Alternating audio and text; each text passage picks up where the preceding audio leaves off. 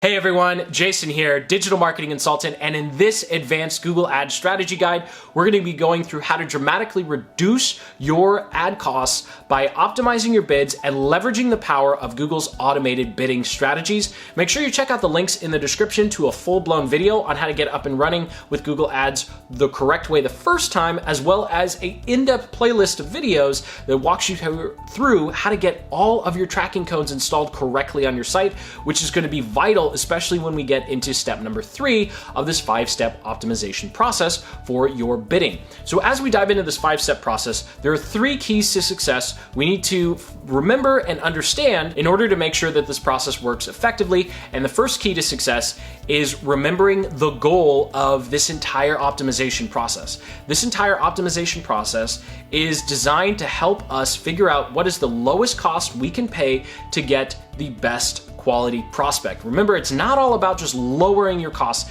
It's also about making sure that we have our messaging dialed into the perfect prospect. So just keep that in mind. It's really easy to get caught up in all the bells and whistles in there and forget that really at the end of the day, all we're doing is connecting our marketing message to the ideal prospect, and we want to pay as least as possible to reach that right person. We're not just looking to reach any person, we want to reach the right person. Now, the second key to success is to understand all these strategies we're going over doesn't give you free range to just sit back and relax. Advertising, you always have to have your 2 hands on the wheel. There's never a cruise control when it comes to ads. Automated bidding does not translate into I don't have to do any work anymore. And finally, number 3, which is coupled with that, is just keep in mind how much you're trusting Google with your money. It's very easy to become a passenger and let all of those black box Google algorithms do a lot of the work for you, but you do want to stay on top of everything that you're doing to make sure you're making the most of your advertising dollars. And the first step to our 5-step optimization process is starting off with manual cost per click. And the reason we want to do this is we just want to collect some data. We want to figure out how much is it going to cost us to bring people to our website. Now, this phase is probably going to be anywhere from a few days up to a week max. And essentially here, you're testing your keywords, you're testing your ads, you're testing your targeting and your audience targeting, and you're testing your landing pages or sales pages. You want to see if you get any results, and you want to see how much does it cost for you to show up on the first page, or how much is it costing you to get clicks across the display network. The point of this week-long process is to just collect data, because when we get started, we have no idea how much things cost. We really don't have any idea how people are going to respond to our ads and our messaging. So this is just kind of laying the foundation of here's kind of what works and kind of what doesn't.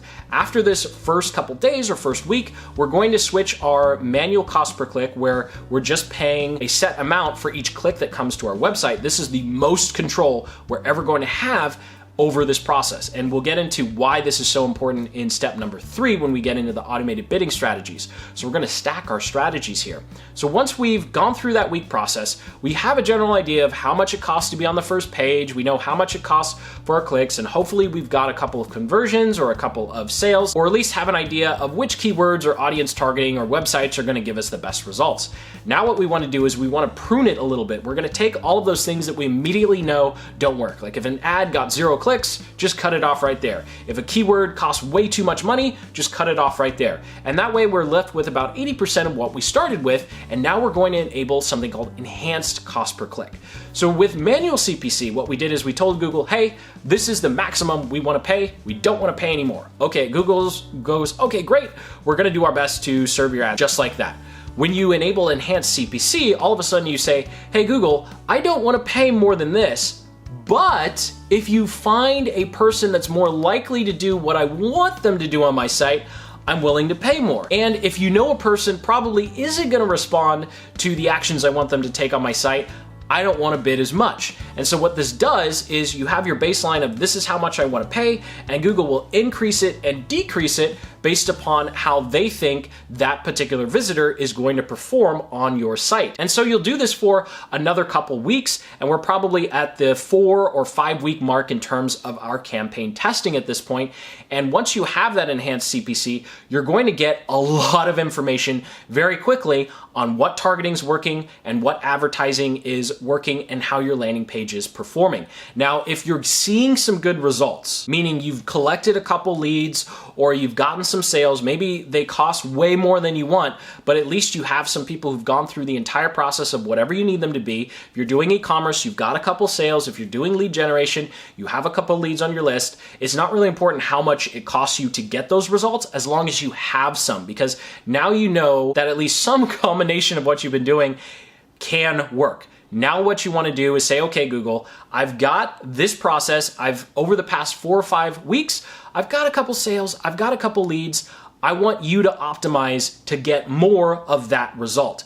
And this is where step number 3 comes in, and that is the automated bidding strategies. So when you're in your Google Ads account, you're going to see this long laundry list of different types of strategies, right? We've talked about manual cost per click, which is where you start, and enhanced cost per click, where you give them a baseline and they'll go up and down depending upon how they think that visitor is going to perform on your website. So now that you have some leads and sales, it's time to give Google a little more control. And the reason you want to do it this way, you don't want to just say, hey, Google, go do this right off the bat. And we're going to be talking about cost per action and target return on ad spend. I'll get into what those two are in a bit, but I'm going to go through this illustrative example of a search dog, right? Like, let's say someone's lost in the woods and you have a search party, you have a piece of their clothing, you say, hey dog, hey canine, here's what they smell like. Let's go find that smell in the forest, right? The first 2 steps, that's what we've done. Google is our search dog. We say, hey, these are the types of people that kind of work. Let's go find more. Let's go find them. Whereas if you don't do those first steps, you're asking that poor canine, you're asking Google to say, in everyone in the world, let's go find some customers, right? And Google will find them, but it's going to be much more expensive. Whereas with the first 2 steps, we've zeroed in and we at least told Google, go in this direction to find more people. A bit of a silly example, I know, but I think it gets the point across of why you really just view the first month of what you're doing as testing, collecting data, and now we can turn on cost per action or return on ad spend. And so cost per action, what this is it's where you define how much you want to pay for the action you want people to take on your site. So if you're doing lead generation, you say, hey Google, I want to pay $5 every time someone opts into my landing page or fills out my registration form. Or if you're doing e-commerce, you say, okay, Google, I'm willing to pay $30 for someone to go from hitting my site all the way to purchasing something on my site. And this is why conversion tracking is so important, because Google's going to crunch all those numbers for you. So in the e-commerce example, you say, I'm willing to pay $30 for a new customer. I'm willing to pay $50 for a new customer. So now what Google is going to do is you've given Google a little more control over how much you're paying. And instead of paying per click or per impression, you're going to pay per result. So Google's going to try and optimize your campaign so that it only costs you $30 for every new customer that you get. And of course, if you have multiple products, you're probably going to want to set up multiple campaigns for those products, because you may have one product where you're willing to pay $30 and another product where you might only want to pay $10, just depending upon your profit margins or whatever. So cost per action is where Google's going to optimize and say, every time you get a new lead or a new sale, you're going to pay this amount. I think this is the best place to start. If you want to be a little more advanced, or you've gone through cost per action before and it's already working for you, then you can go ahead and try return on ad spend. And return on ad spend is saying, Google, I want to make X amount every time I spend money with you. So for example, 100% return on ad spend, that would be, hey Google, every time I spend $1, I want to make $1. Or if you want 150% return, that is, hey Google, every time I spend $1 on advertising, I want to make at least $1.50 back. And again, this is all based upon your tracking that can be done automatically through the Google tag and your Google Analytics, because Google's going to be looking at your average transaction size. It's going to be looking at how much you're spending. It's going to be doing all that silly math that you used to have to do manually. It's going to do all that math for you and spit out a cost in your campaign that gives you what you want. Obviously, if you say 300 or 400% return, you want to spend $1 and make, 4 or 5 back, it does have to be reasonable. Sometimes you're going to have to start lower and work your way up, or with cost per action, you're going to have to start higher and then work your way down. And I highly recommend you use these 2 strategies in conjunction with strategy number 5 that we're going to go through in a bit. There's a timestamp table of contents, so you can come back to this section specifically to really understand how cost per action work and return on ad spend work. But those are the two automated bidding strategies that are really going to take your ad costs way low and the actions you're looking for very high. Now, the fourth way we can move forward in terms of optimizing our bids is taking a look at some of the intricate details of our targeting, specifically the time of day, the day of the week, the location that we're targeting, and the device that's being used. So at each level, location, time, and device, we can add a bid adjustment higher or lower based upon the results that we're seeing. So let's say we go into our campaign and we take a look at the time data. And what I recommend for splitting up your time is split it by 7 days a week and then 4-hour blocks each day. That way you can easily see the days of the week and within a 4-hour time period, which one is performing the best. And then you can add a bid adjustment. Let's say for some random reason, Saturday at 2 a.m. is working really well. Well, we can actually increase our budget right inside of Google Ads and say, during this time period, I want to pay more because you know that you're more likely to get the action that you want. When it comes to location and devices, you can do the exact same thing. With locations, you're going to want to set your location targeting based upon either zip codes, neighborhoods, states or territories. And of course, everyone does it by countries. But what you could do is you can go in and see the specific states and zip codes that are performing better, and then you can increase your bids or decrease your bids by a percentage. So if you decrease something by 100%, that means you're not going to bid on it at all. And this is very helpful when you get into devices.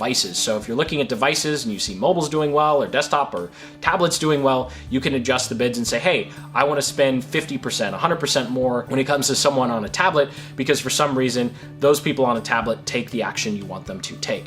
Now, finally, number 5, and this is what I mentioned with number 3 that's really good, is to start splicing your campaigns. So up until this point, you've pretty much just started with your manual cost per click, and you've been chopping off things that haven't worked, and you've been switching up your bidding strategy, and you've been adjusting your bids based on time, location and device. Well, at this point, you should be able to go into your campaign and see a keyword, an audience, a specific location or time of day that seems to be performing way better than everything else. And at this point, what you want to do is you want to pull that out. And we want to create a campaign just for those settings that seem to be doing really, really well. And the best way to do this is you just duplicate the campaign that you have, and then you turn everything off but those settings that are working the best. So for example, let's say a keyword is performing really, really well. So what we would do is we duplicate our campaign and we turn off all other targeting except that one key word. And then we continue running a campaign with just that keyword. And now you can really start dialing in your messaging with that. So you make sure that you're actually creating an ad, and you might even create a new landing page specifically for that keyword that's performing really well. And you guessed it, if you're doing cost per action, your cost per action is going to go down. Or if you're doing return on ad spend, you're going to see your return go up, because now you're optimizing for this one specific keyword that represents one specific prospect, which was key to success number 1, really dialing in messaging and prospect. So I know this was a little advanced and we went through a lot in this video. Make sure you go back through the table of contents in the description to skip around and really see how this whole process stacks on top of each other. And within a few months, you're going to be rocking and rolling and enjoying a positive return on ad spend or a very healthy cost per action on your site. So if you have any questions, go ahead and drop them in the comment section below. I read and reply to every single one. And if you're still watching this video, go ahead and hit that like button and subscribe for more digital marketing and advertising tactics and strategies just like the ones covered in this video. Thank you for watching, and as always, keep building the business you love.